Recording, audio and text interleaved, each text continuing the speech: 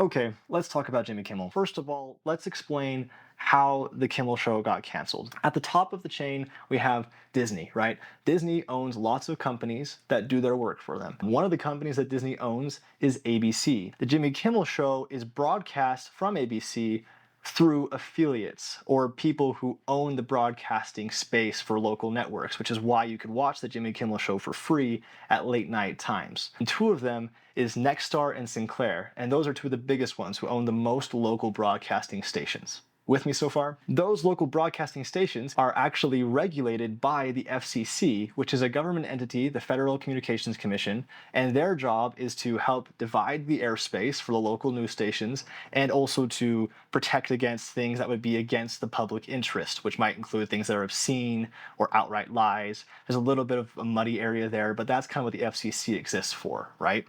So what happens here is Kimmel makes some remarks that are just not very smart and untrue, frankly, about the Charlie Kirk assassination.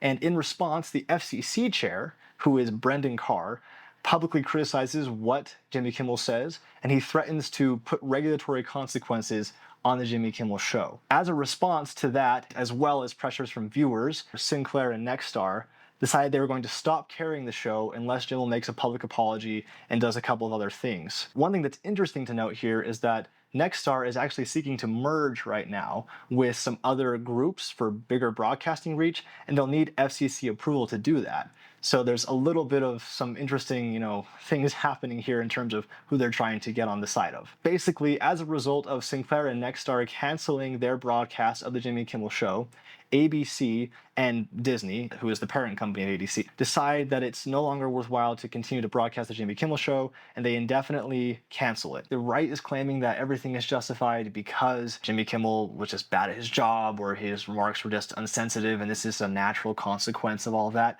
And the left is claiming that we have a threat to free speech happening. And the reality is that it's really somewhere in the middle.